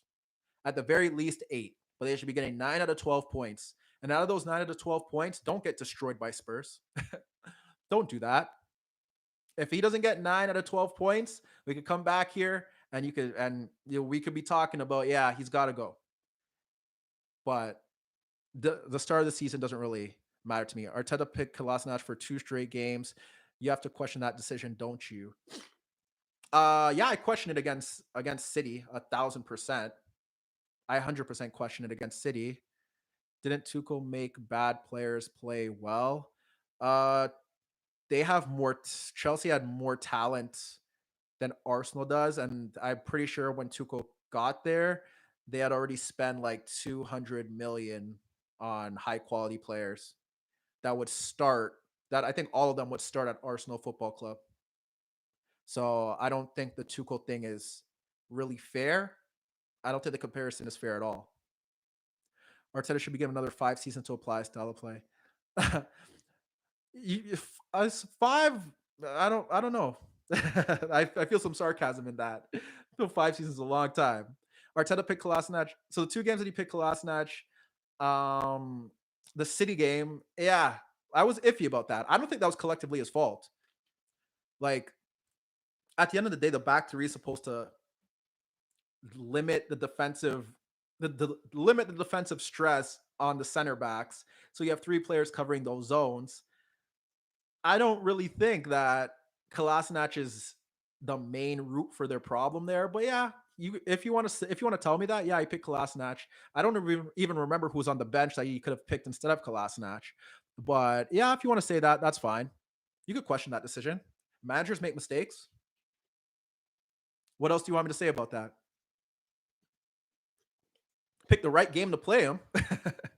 My thing about that is that, and this may sound defensive of Arteta, but even if he didn't pick Kolasinac, even if he didn't pick him, was Arsenal, answer this, even if he didn't pick Kolasinac, was Arsenal beating City? And if you could tell me yes, then that's fine. If you could tell me yes, then yeah, you're right. But that's how I look at it from the larger scale of this. He probably chooses younger players because of control, younger players. But who else is he supposed to pick? Who else is he supposed to pick instead of Nicolas Pepe, Smith Rowe, Saka, Martinelli? Who else is there that, like, we're not getting to the, he picks the players, but my point is he doesn't have much talent to pick from. Which player has he not picked deserves to be on that pitch and would make a significant impact that they are missing right now? In terms of this, I spoke on the Saliba thing earlier. I was just like, we have to see how that develops in terms of 2 different leagues. Great that he's playing well in France. I'm not having the compilation videos where he plays a 5-yard pass or a pass with no pressure between the lines, or out of the 90 minutes, there's one time where he's pressed and he evades that press. I need to see it over an entire 38 game season. And I'm going to try and do a video on specifically Saliba's time, if I could find the footage over there, just to see how he's developed and to see if whether they did make the mistake or not. In terms of Saliba as a whole, I don't see that there's a big problem with him going out on loan if he's going to come back and play a big part. I'm not behind the scenes, so I don't know the specific reasons as to why that was his decision. I would like to give him the benefit of the doubt and say that, hey, this is there's a reason why he has to go out, and that's why I've decided to let him go. But I feel like we're looking at these like compilation videos and hearing that he's playing well and not putting context to it, which is why I'm going to do that to see, okay, would he fit? But I feel like we don't have a good barometer as to whether it was a mistake until we see Tomiyasu, Ben White, and Gabriel in the back 3, or one of the 2 out of those 3 players in a center back partnership over a long spell of games. And until we do that, then we can't really make an assessment as to whether the Saliba thing was a mistake. Like Lampard had a vision, but Rudiger and Jorginho were poor under him. 6 months with a different manager, they're top players in Europe. What I'm saying is some of those poor players might become good. Rudiger, do Arsenal have a player as good as Rudiger at their defense? That's kind of my point. It's just that it's a different situation because Chelsea were filled with players of talent, and he decided not to play those players. So Tuchel came in and played them, and it worked. There's a difference there. There's a difference there because the players that you want to compare with Chelsea and the players that Chelsea currently have, Arsenal don't have that. So that's the difference. It's not like they had Thomas Partey, has been fit. Arteta's like, hey, I'm not going to play Thomas Partey. And then another manager comes in and he makes it work. You kind of know, you get what I'm saying? It's not the same thing. Chelsea have an abundance of talented players. I still think they need a bit more, but they have an abundance of talented players. He wasn't playing them. He was playing one system, and Tuchel came in and he made the changes. I don't think Arsenal have that talent pool where if you bring in another manager, there's going to be some drastic change like that. That's the difference. I hope that makes a bit more sense. You know, maybe an old manager can squeeze the players, but that's counterproductive too. Because if you're squeezing them, then you got to get the top 4. Because if you're squeezing them to finish in 5th, what's the difference? A bit more money, I guess, financially. You understand where I'm going with this? It's like, what is your direction with this older manager? And does this older manager want to come in? And is this older manager going to be content with the way that the board is run? Because he's not going to change it. So are you going to do that? Go through this manager carousel, have more issues with players, create more of a negative environment. Like I said, if he loses a few more games and they stay down this spiral, do it. But we don't need to push the button too early or make or think that the grass is going to be greener on the other side when the talent isn't there to go with the coaching. You know what I'm saying? Why do you think he never picked Lokonga against City? Because he had a good game against Chelsea. Interesting, the Lokonga thing. Big game. Weird. I can't really. I don't know. Did he mention why he didn't play him? Obviously, the first thing that comes to mind is that it's a really big game away from home. You don't want to kind of throw him into that environment. But and especially after the Chelsea game, but not 100% sure why Lukaku didn't play. So I can't really justify whether that was the right decision or not. Jorginho wasn't really bad in the Lampard. He was doing what he was asked and of and very perfectly. Yeah, like that's one of the things where it's like, yeah, Chelsea they made the changes. They play a 3-4-3 or the 3-4-2-1. Changes were made. Talent was there though. Talent was there. They have they got the striker now. They paid 110 million for him, but the talent was there and they were underachieving. I don't know, like I said, I don't know with these players if this is where we want to go with that. So, but yeah, guys, that's kind of where we're at with it. I feel like we'll probably do more of these. As do you think he was fit for a third game in a row? That I'm not sure. Like I said, I don't know where they're going with the Lokonga thing. Was interesting. I don't think it was the end all be all. It was kind of weird they didn't play that game. I didn't really look, or maybe I did hear about it and just forgot at the moment. But I'm not too sure where we're going with the Lokonga thing in terms of playing that game. I don't know. I don't think it's the end all be all, but it was interesting that he didn't play. And I could say that it's just about protecting the players, but even that, it's kind of like there has to be a bigger reason that I'm just not aware of. If someone knows, feel free to drop it off in the chat room. But we've been here for almost an hour. The problem is that Arsenal don't have a true leader. Uh that could be fair. That could be fair. Or they got to it's time for them to build. It's time you could be right that Arsenal don't have a true leader and it's time for them someone has to step up and someone will step up. I don't think you go to the transfer market and trying to buy a true leader. I think that stuff just happens organically, speaking in locker rooms that I've been in. So I feel like that will happen organically. It's just about who's going to step up and take that charge. They have players there that are going to be there for a while, and they have a lot of players that they need to cut their losses with and may have to wait for their contracts to expire. But you got two new center backs on top of Gabriel, and maybe one of those two center backs are it. Maybe Ramsdale is it. Maybe a fit Thomas Partey is it. Maybe he'll be fit this season. That has been their marquee signing. Haven't seen much of him. That's how it goes sometimes. Could be Odegaard. It could be Odegaard, Smith Rowe, or Saka. Could be one of those guys. I'm not too sure who it's going to be, but you are right that they don't have a true leader, and that is why it's kind of like, yeah, these guys got to go through it. To me personally, I think talent outweighs everything. So I think Arsenal are going to be fine. But my fine and your fine are two totally different things, and that I totally understand that. Which is why I feel like there needs to be a balance. There needs to be a middle ground. And I think that we're going to learn a lot about them. We're going to learn a lot about them over these next 4 games. I just feel like these 3, it was tough. Like if they played Brentford, let's say Everton and Brighton in the first 3 games and they went 0 for 3, I'd understand the panic. But you played Brentford, which, yeah, you should have won. If you had a full squad, I would expect you to win. You didn't. You lost, whatever. You chucked 3 points. You'll probably gain 3 points in a game that you probably shouldn't have won them later on this season, and it balances out. But when you lose to the 2 best teams, 2 of the 3 or 4 best teams in Europe, I'm not really going to put the foot to neck on you yet. Odegaard is a future leader. Yeah, I could see that. He wants to be here. I think that's also an important thing as well. What's your bottom line on where Arsenal's going? I have no problem where they're going. I don't think you see the difference between me defending Arteta is right now, for me defending Arteta right now, is that my end goal with Arsenal and what they're trying to do, doesn't necessarily end with Arteta. So I could defend him, and I could also be honest and say, hey, he may not be the guy that leads them to silverware again or gets them back in the top four. But what they're building in terms of the talent that they're acquiring and how they're trying to make it work, I have no issues with that, because there had to be, at some point, there had to be a reset at the club.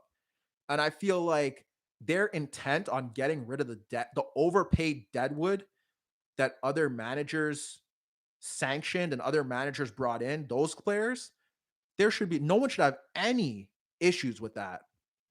Because if we're going to pretend that Arsenal have spent well over the past decade in terms of who they brought in and the contracts that they brought in and the contracts they've given these players, I don't think you could defend that. And the fact that Arteta and Edu and whoever, they're trying to cut their losses with that and bring in a new crop of players that want to be at the club, that are tactically versatile, adaptable, and actually have the potential to be great players, I think that's a fantastic thing. But doing that and not making the big money moves does put you in a position where you may have to deal with some pretty average or mediocre seasons. But if you're seeing that, hey, we didn't have Thomas Partey at one point. Hey, we brought in Lokonga. Hey, we brought in Ben White and Tomiyasu. Hey, we still have Tierney. Hey, we were able to bring these younger players into the fold, and Saka and Smith Rowe. Hey, we brought in Odegaard. Like, you kind of see where I'm going with this. It's like, it's not all bad. But obviously, when you got football Twitter and football social media and other fans are chirping and they're laughing and all that stuff, you look at it in a different light because you want your club to be great. And I totally understand that. But at the same time, they're not everything they're doing is correct, but you could see a pattern in which they're trying. They could try better. They haven't done it perfectly, but they're trying to guide Arsenal back into where they should be for the club of their stature. That could be with Arteta. That may not be with Arteta. But you also have to be able to be fair with the situation that you're currently in and judge and assess the manager in that light. And that's kind of the thing.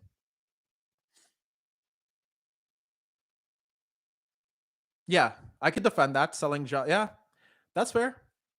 That's fair. Especially I think, was it last season where Wolves wanted Maitland-Niles? That's fair. I could definitely agree with that Basuma point.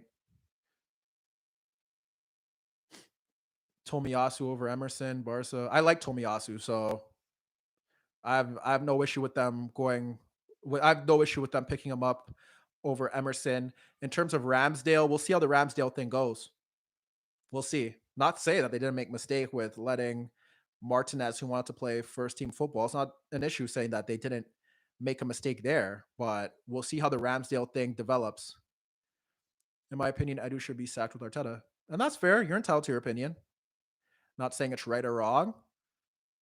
We'll see how it goes, man. I just feel like a lot of people, they kind of just make instant reactions, or they instantly like think with your heart, not with your head in terms of it.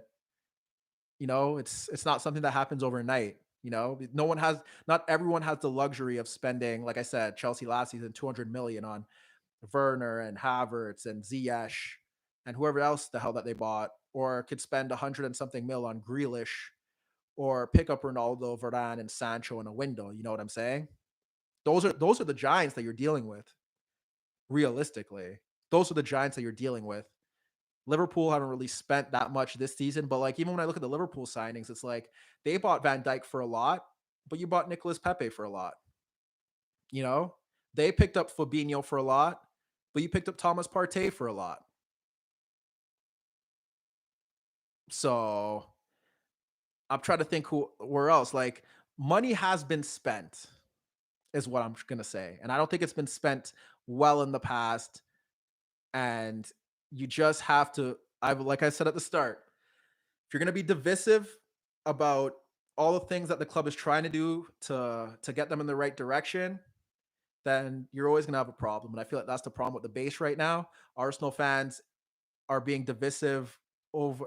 Arsenal fans are in support of getting the guys out, but they're not all joining together and supporting the club in the manner that they should.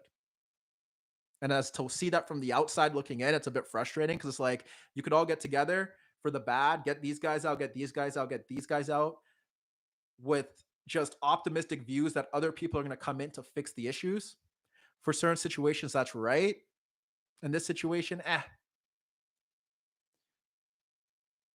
What else do we got here before we wrap this up? They're trying to guide Arsenal back into the top four, but are they guiding us in the right way? They have a good mentality, but the business the board does behind closed doors is odd. Yeah, I get where you're coming from. But isn't that the market sometimes? You make mistakes, but you have to make less mistakes than wins. That's kind of how it goes. Not every team runs the market right. Not every player instantly lights things up, but I feel like when we look at the market as a whole, they haven't done more bad than good. But perhaps you can enlighten me. Cash is king. Yeah, cash is very much king. Really want to see improvement in our style of play. That has been disappointment. We need to be creating a lot of more scoring chances. You also need players that are capable of creating those chances when they get in those positions. Like it's not my fault that Nicolas Pepe can't beat a man off his first touch on the right hand side. It's not my fault that even if he tucks in narrow, you're not getting much out of him. Saka does it a bit better on the right. I think they need the number 10 to shift over more often into the half spaces to combine with Saka and the right back. But I think, look, the system is built to get the players into the good positions.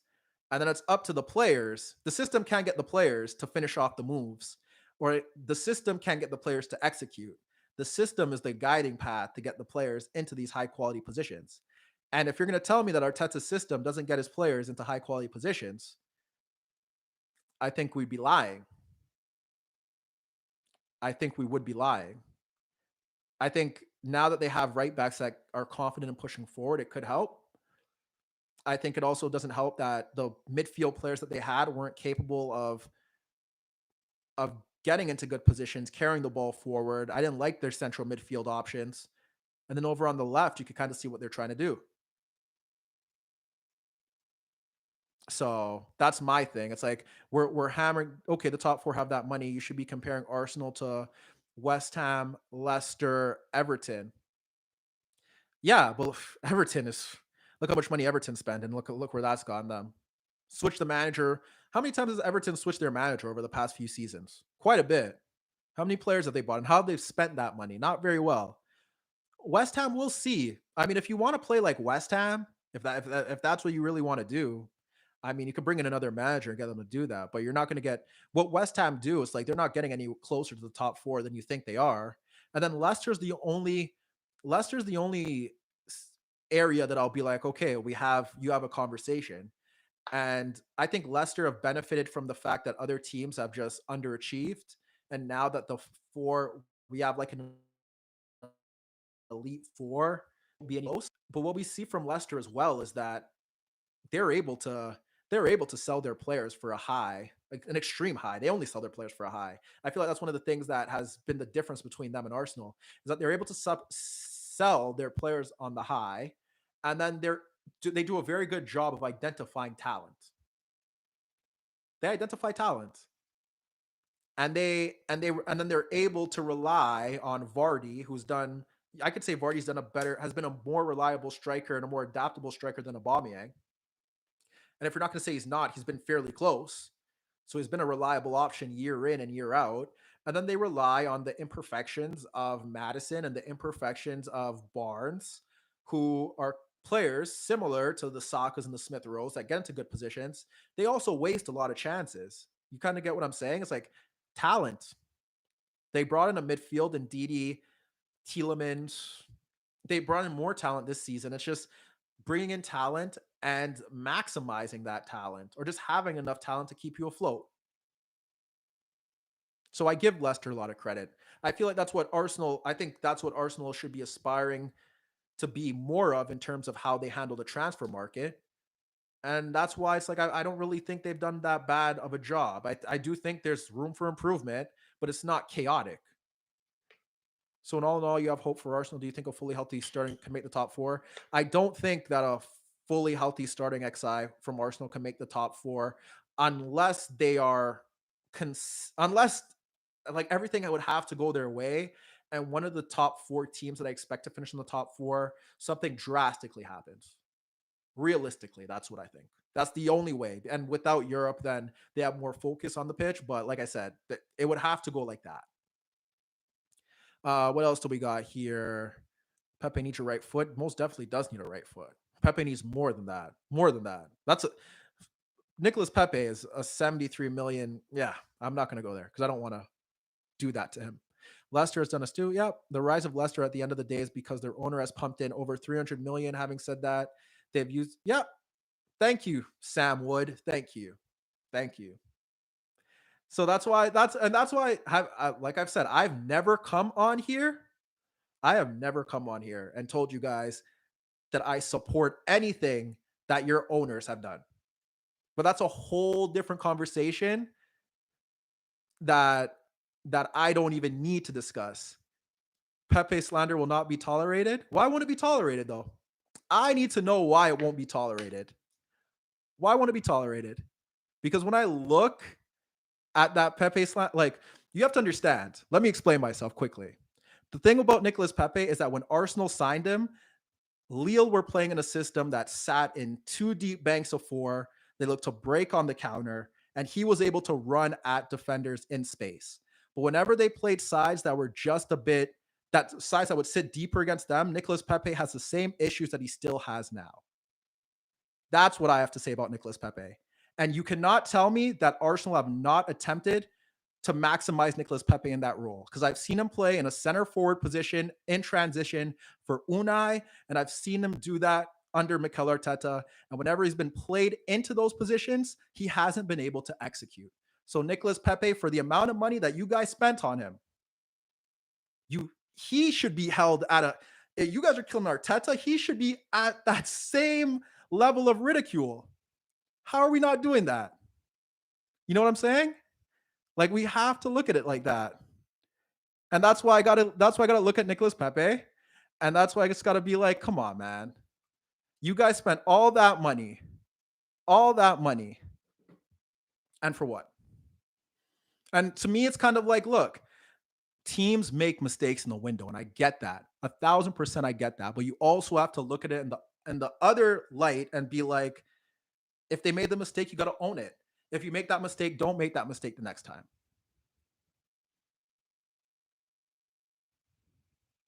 So that's what I have to say. Hold on. What else are we going? Can you make an analysis on Inzaghi and Inter?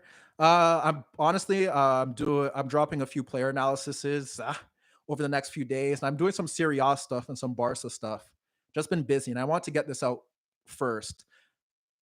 Is that the real Troops, man? Shout out to Troops. Love what you're doing. I don't know if that's the real Troops. I'm not looking into it now. Willian, I rest my case on. Yeah, the Willian thing was a mistake. The Willian thing was a mistake. You got that right. I'm not defending that shit. If United doesn't finish top 3 in challenge for you, yeah. But United have so much talent. I just don't know. I feel like in a weird way, like, if you're an Arsenal fan, you're counting on like maybe Liverpool to drop, just because although they're winning games right now, something doesn't feel right. And we'll see how that goes. But those are the two for me, at least. Don't push emotion. I push emotion to everything. I push emotion to everything. I don't.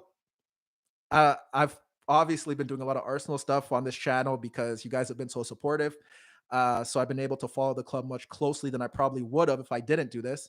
And yeah, man, I understand. I love you guys. I think Arsenal fans are the best supporters in the world because there's so much layers to it.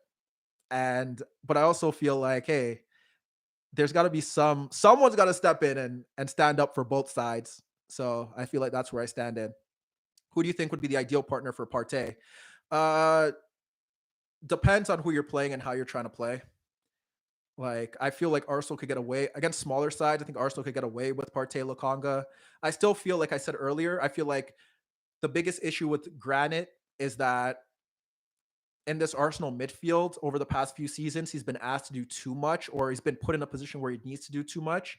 If you could give Xhaka a role and allow others to do the take off the offensive load away from him. I think Granit Xhaka could be a very useful squad player in a side looking to finish in the top 4 and higher, but I feel like Thomas Partey just needs to be fit, man. He needs to be healthy. And that could go down as another major failure for the club. And even though it's not their fault, if you sign Thomas Partey and he's just not able to stay on the pitch for 10 to 15 games, then that's on you, you know? So I really want it to work out for Thomas. So it'll be interesting to see if he can stay fit. And I feel like that also has been an issue for Arsenal. You spend all this money on a marquee signing and he could barely play. You're stuck with Xhaka, Dani Ceballos, El Neni. Like, come on, guys. Come on. We'll see what Sam. I like our signings this window because I think they're clearly bought with the system we want to play with in mind. That makes the chance of any of them being another. Yeah, I like it. And that's why I like it too, Sam. And I also think that even if they do sack Arteta, I still think you have these players that are tactically adaptable and versatile, that if another manager wants to come in and play another system, all of these players are capable of playing in those roles in the other system. So I think that's why I like the signings as well, is that even if you bring in another manager, I don't feel like there'll be that much of an adaptation because they're capable of playing in multiple roles. With Liverpool, problem is that they're looking for an extra midfielder for first team and they don't have it. Yep. I think there's something wrong with Liverpool. And I don't know, the front 3-4 seems off, but they're so reliable. Like I can't count out a healthy Mane and Salah, but it's the Jota Firmino thing that's very interesting for me. But if you have a healthy Fabinho and Van Dijk and the fullbacks, that's always going to keep them within touching distance. Gilmore, Lokonga, who are you picking this? First, I got to see if Lokonga plays. I don't do fantasy football anymore. Too much. I got to upload videos and record stuff, and I get too personal with it, and I get mad when I lose. So that's why I don't do fantasy football anymore. But I don't know who's. To be honest, I don't know. It depends who's gonna play. I would take if Lukonga's playing, I take him because I think Arsenal's gonna win. But I mean, if you take him, don't come back to me and complain. I won't feel any sympathy for you. But guys, it's like we were 1 hour and 47 minutes in. I promise you, I'll be back to live stream if Arsenal lose those 4 games or don't get 9 points. This will be out on our podcast, InnerViews Podcast, best soccer/football podcast in the world. I'll update this. I'll put this, attached it with something else. That'll be up tomorrow morning. If you didn't get a chance to watch all of this, I'm going to record another podcast later on, touching on the contracts, transfer window, because I didn't really get to do that. And if you're an Arsenal fan, I think the next Arsenal video I'm going to do is before the Norwich game. I'm going to do a little preview. I'm going to start doing some previews. We're going to try to dabble into it. I hate previews, but feel like that helps me get some stuff out to you that I can't always get out. So that would help. But this next week and a half, going to be videos on different teams and players, you know? And the stream, like I said, don't got my guy with 9 Kells with me. So the lighting kind of turned off a bit later on, but he's usually here to test the audio and whatnot. We upload InnerViews Podcast every single week, Spotify, Spreaker, Android, any Android apps on your Android devices. Put it out on Spreaker for those who don't have it. And yeah, man, we're just trying to give you guys as much Arsenal content as we can. Shout out to the guys that do it as is. I've seen a few channels. Like I said, I mentioned Arsenal Therapy Podcast. Good guys over there. I've seen Latte Firm do his thing. Shout to him. And shout out to Troops and what they're doing over there. Troops, I know you're not in this anymore, but I mean, when you're ready to have someone that could go toe-to-toe with you about Arsenal, I am here. I am here. But this right now with the lighting, I'm looking a bit too light-skinned. So we're going to get off in a second. I'm just going to answer these last few questions. Lazio now looks like top 3 challengers. Like I said, I'm going through Serie A stuff like on the fly lately. So I'm literally catching up on everything. I've been doing that and I've been doing some Barca stuff. So in the next week or so, you're going to see me drop some Serie A stuff and some Barca stuff on top of the Arsenal stuff. So stay tuned for that. Other problem with Arsenal is the hysterical. Hey, we just got a fake Troop account or maybe a real Troop account in here. We could not slander Arsenal Football TV until the next stream. To be honest, I don't watch Arsenal Fan TV. I see clips and I find it absolutely hilarious.